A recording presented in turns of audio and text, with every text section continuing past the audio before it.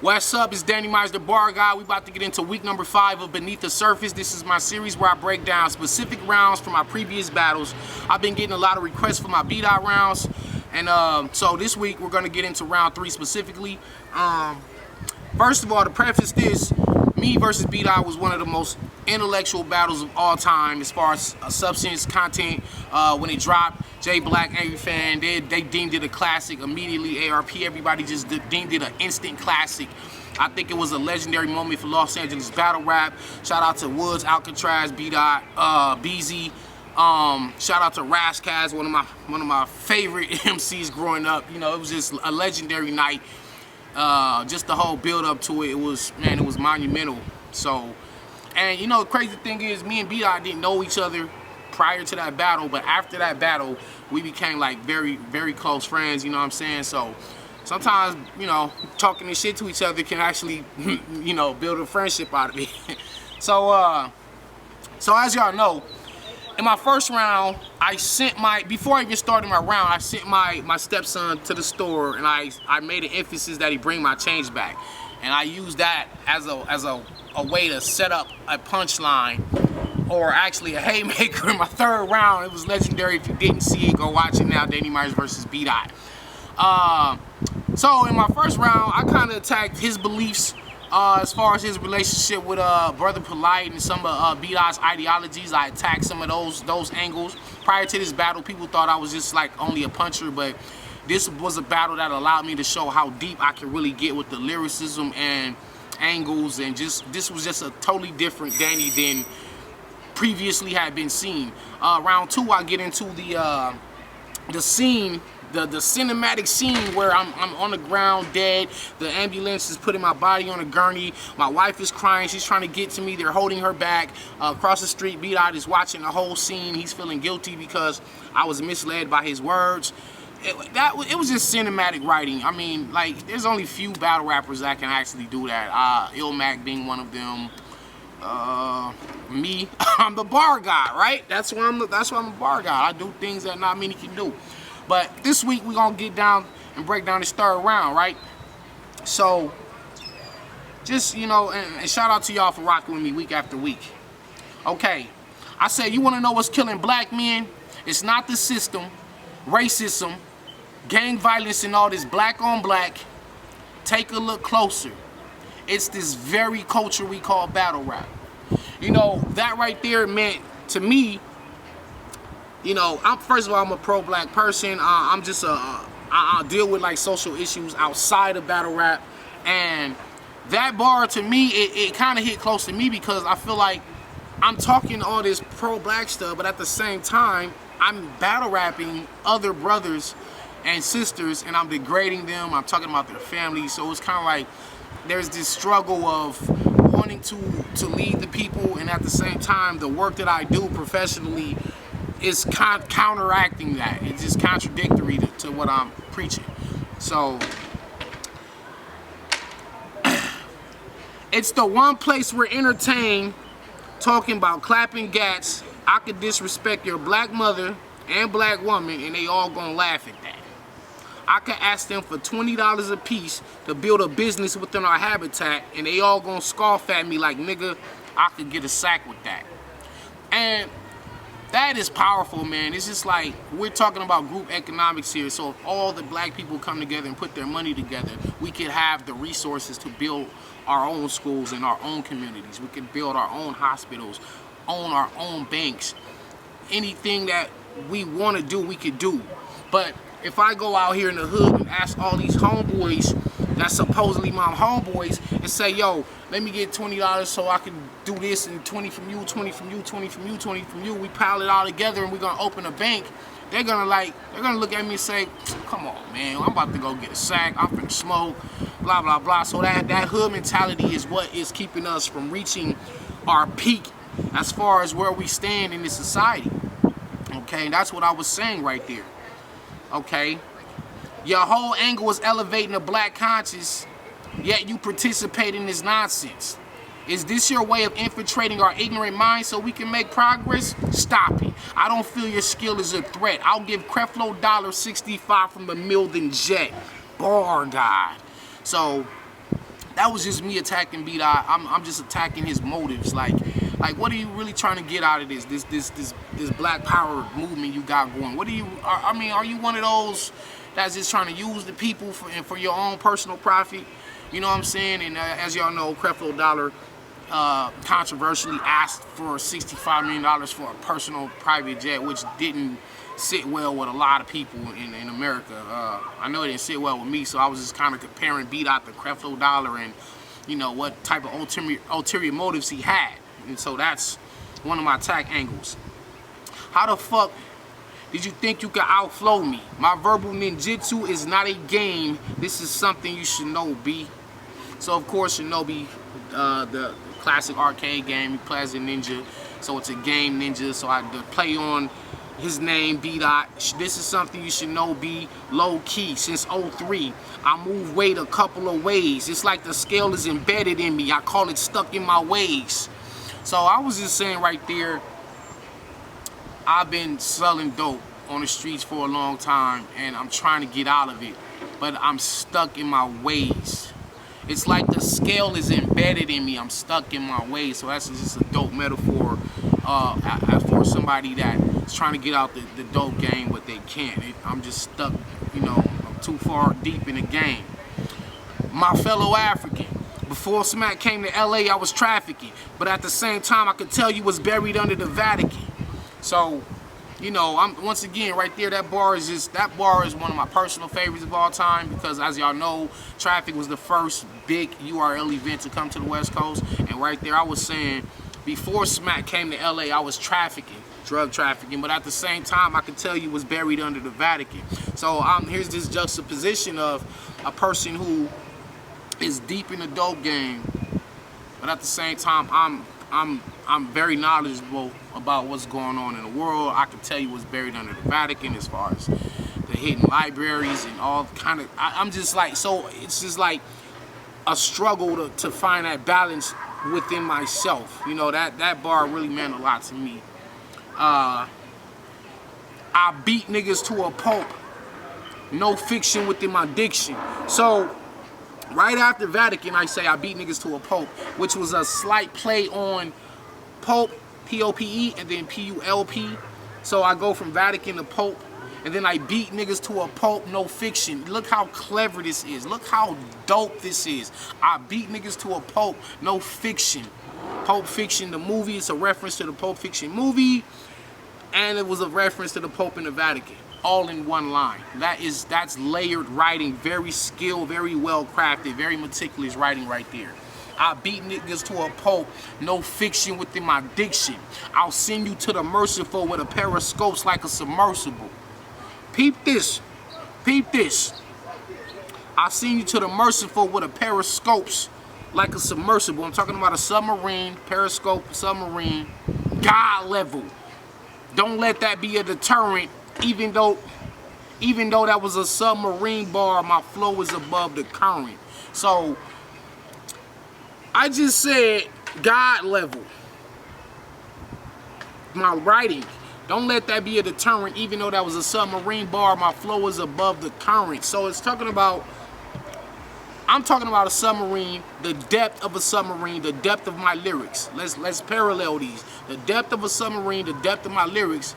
Yet my flow is above the current. So if you can imagine a submarine above the current under the ocean, and then my flow being above the current crop of rappers we have. Look how those metaphors all line up. Fantastic writing, if I say so myself. That's why I say God level right there. God level. Don't let that be a deterrent. Even though that was a submarine bar, my flow is above the current. Nigga, I still keep the hammer raised, cause I ain't seen justice since that nigga got his head blown on Janet braids. Poetic justice.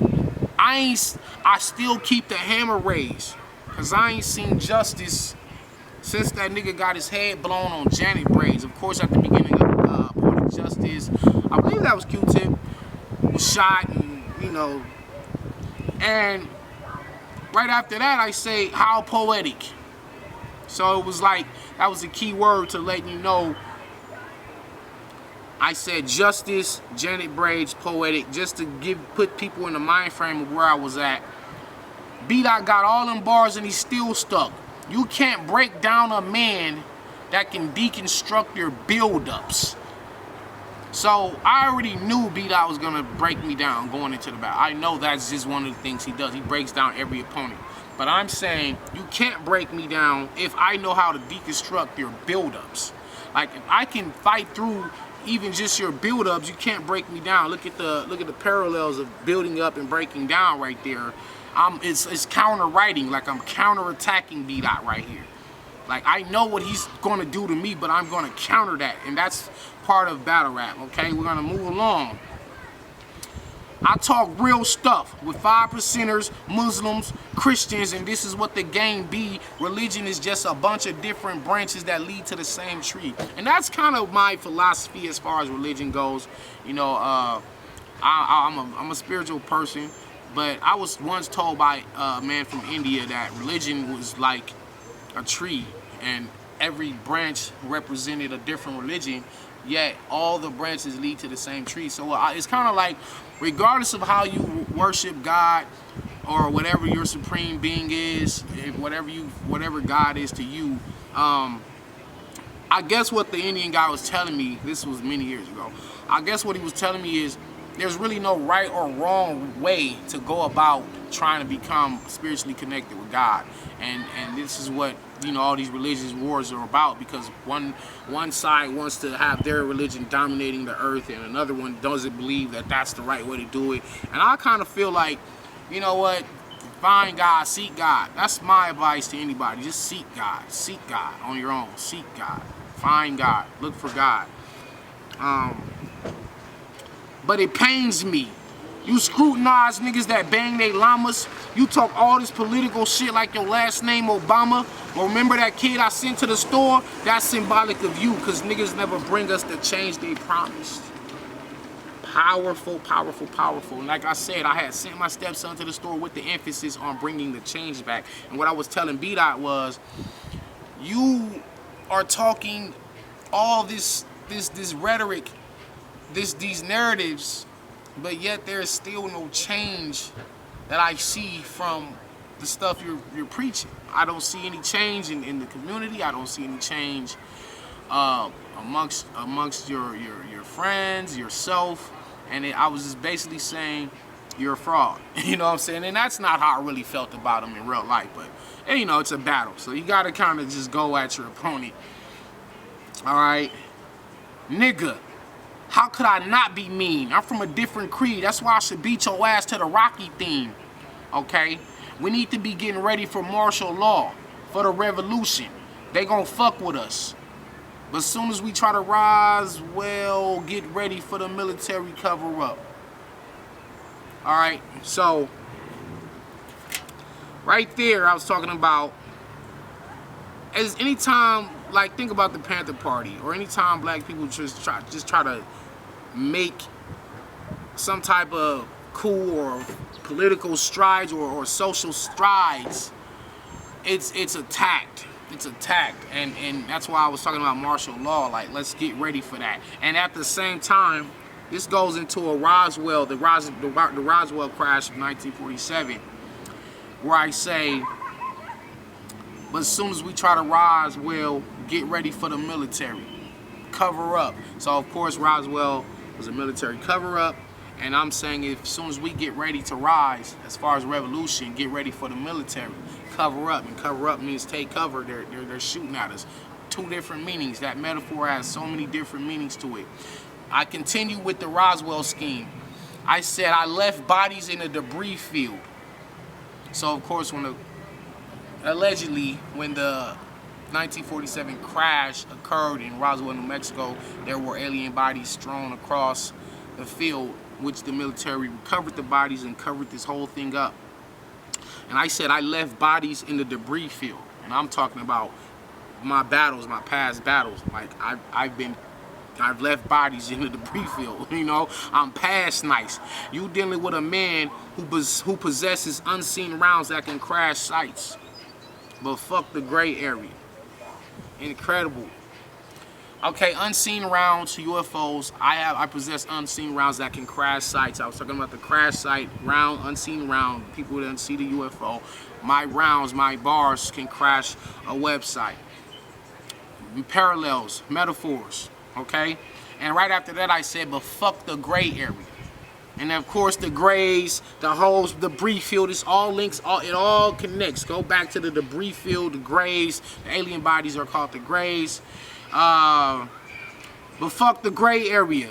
Sometimes you gotta direct the shots. In order for my strap to complete the entire picture, it must connect to dot. Okay? I promise, the type of beef we in will get the morgue's attention. What happens after I get his length, width, and height is only for the 4 dimension.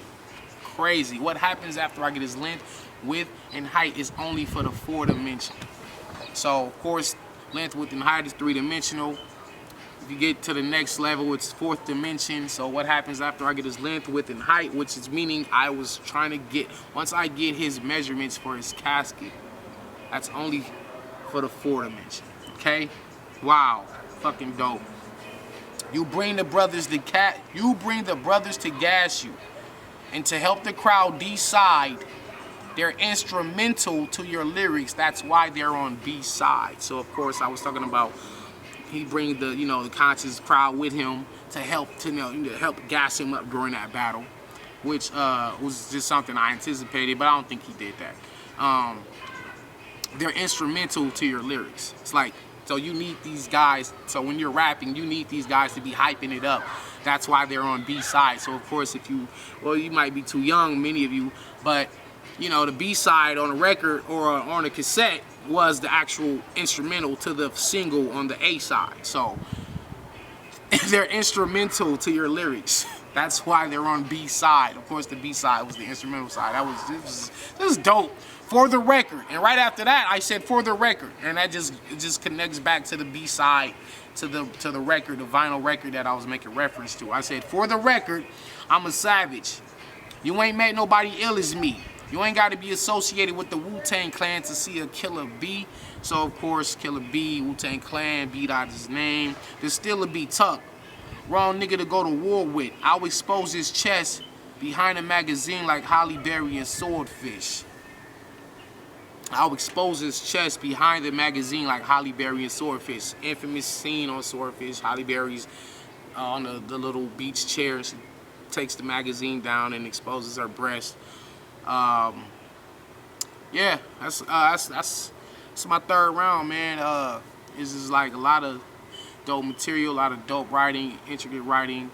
It's a classic. It's one of the all-time classic battles to me. It's one of my favorite battles I've ever been in. Leave in the comments below what round you would like to see me break down next. Please like, comment, share, subscribe. If you want to donate to my cause so I can keep this going, you know what I mean, I will have my PayPal donation link in the description. And I will see y'all next week. Peace.